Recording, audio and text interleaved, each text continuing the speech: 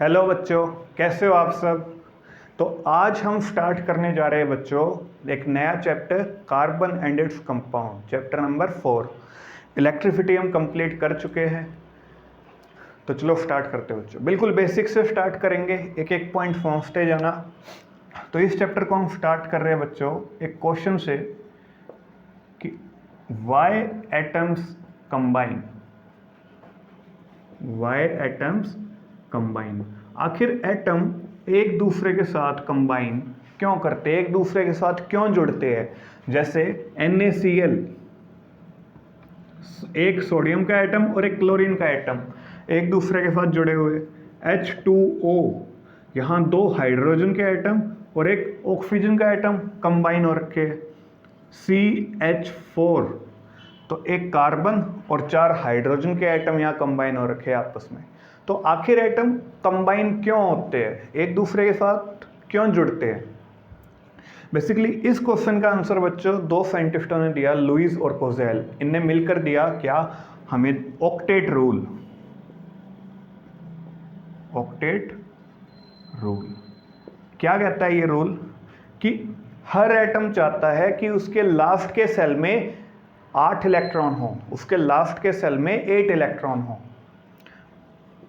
Last के cell को ही बच्चों हम कहते हैं वैलेंस सेल। तो लास्ट के सेल में कितने इलेक्ट्रॉन हो बच्चों, 8 इलेक्ट्रॉन। इसीलिए हर एटम दूसरे एटम के साथ कंबाइन करता है। जैसे सोडियम, सोडियम का एटॉमिक नंबर होता है बच्चों 11, तो इसके K सेल में 2 इलेक्ट्रॉन, L सेल में 8 और M सेल में 1। तो बच्चों इसमें लास्ट सेल कौन सा है, M।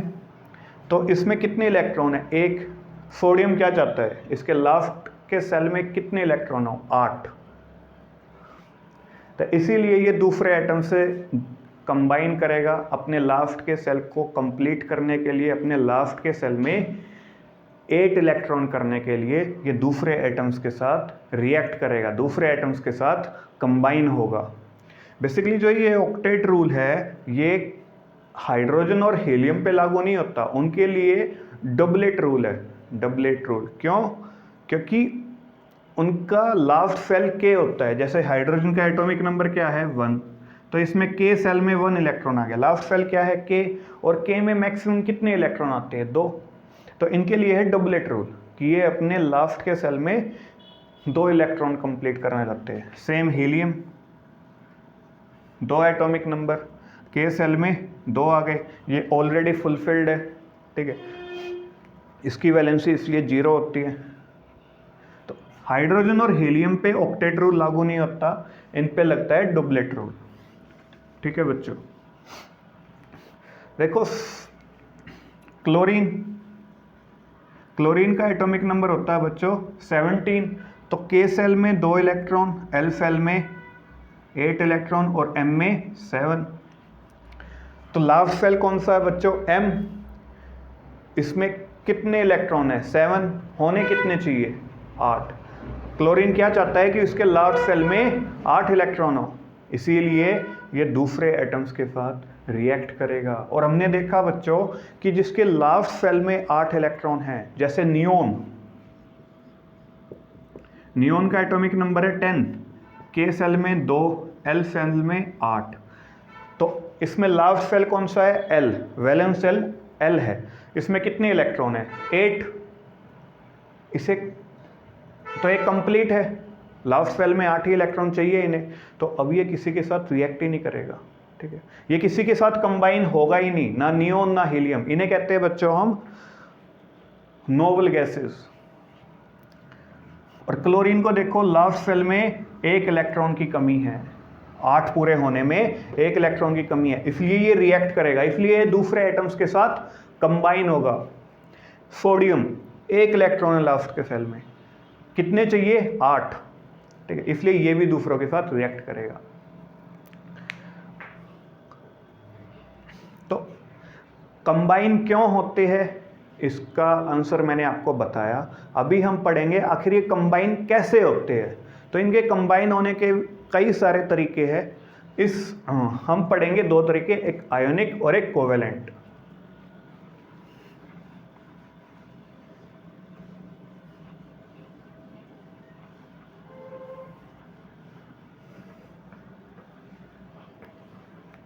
तो एटम एक दूसरे के साथ कंबाइन क्यों करते हैं? लास्ट के सेल में 8 इलेक्ट्रॉन कंप्लीट करने के लिए, ठीक है।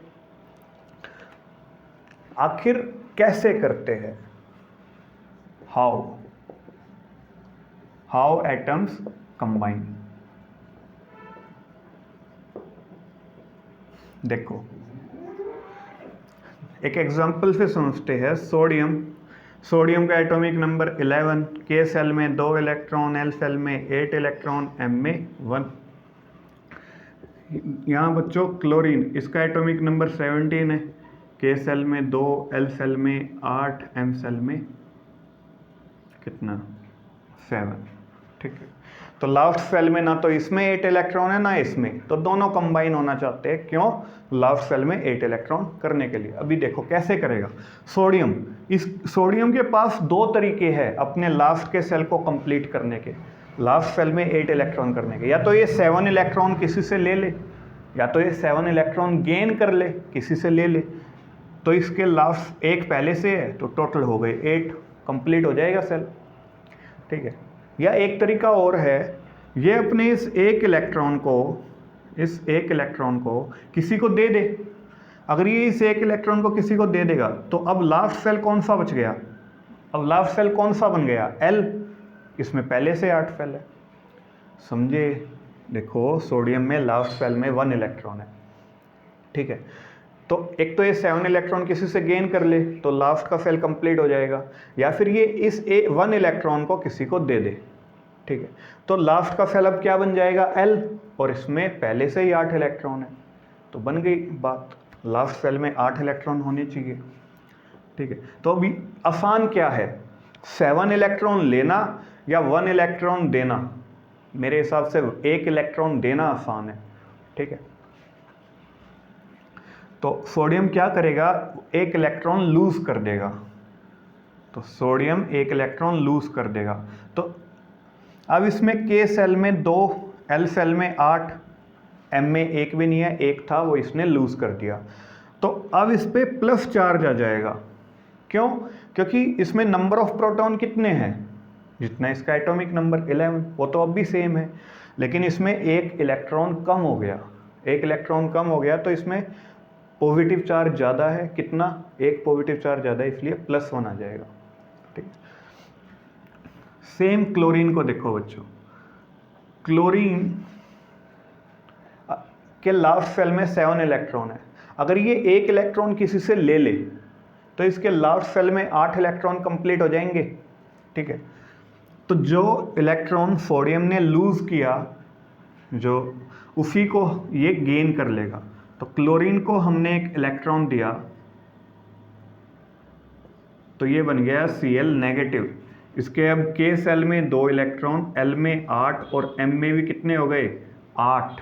नेगेटिव साइन क्यों आया बच्चों? क्योंकि इसका एटॉमिक नंबर कितना है? 17। इसमें पॉजिटिव चार्ज कितना है? 17 प्रोटॉन है, ठीक है। लेकिन इलेक्ट्रॉन कितने हो गए? 18। तो 1 इलेक्ट्रॉन ज़्यादा है, मतलब 1 नेगेटिव चार्ज ज़्यादा है, इसलिए इस पर माइनस साइन। बच्चों इन्हें हम कहते हैं आयन। ये क्या है? आयन। आयन दो तरीके के होते हैं, कैटायन और एक एनायन। कैटायन उसे कहते हैं जिसके ऊपर पॉजिटिव चार्ज हो, और एनायन उसे कहते हैं जिसके ऊपर नेगेटिव चार्ज हो। अब देखो बच्चों, Na पे पॉजिटिव चार्ज है, Cl पे नेगेटिव। हमें पता है अपोजिट चार्ज एक दूसरे को अट्रैक्ट करते हैं, ठीक है। तो ये Na पॉजिटिव और Cl नेगेटिव एक दूसरे को अट्रैक्ट करेंगे और क्या बना लेंगे? NaCl। तो क्यों, कैसे कंबाइन किया ये समझ आया? इसने 1 इलेक्ट्रॉन लूज किया Na पॉजिटिव आयन बनाने के लिए, इसने 1 इलेक्ट्रॉन गेन किया Cl नेगेटिव आयन बनाने के लिए। ये नेगेटिव चार्ज, ये पॉजिटिव चार्ज, दोनों अट्रैक्ट हुए, क्या बना? NaCl।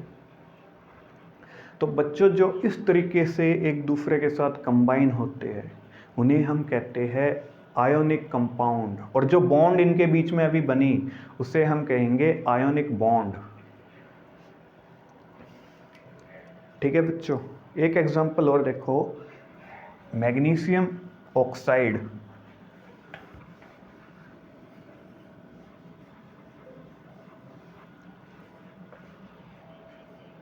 फिर हम कार्बन पे आएंगे। मैग्नीशियम ऑक्साइड, मैग्नीशियम का एटॉमिक नंबर 12 है, तो इसमें के सेल में कितने इलेक्ट्रॉन होंगे? 2, एल में 8, एम में 2। ऑक्सीजन एटॉमिक नंबर इसका 8 है, तो के सेल में 2 इलेक्ट्रॉन, एल सेल में 6 इलेक्ट्रॉन। देखो बच्चों, लास्ट के सेल में 8 इलेक्ट्रॉन करना चाहता है मैग्नीशियम, 2 रास्ते, या तो 6 इलेक्ट्रॉन गेन कर ले या इन 2 इलेक्ट्रॉन को लूज कर दे।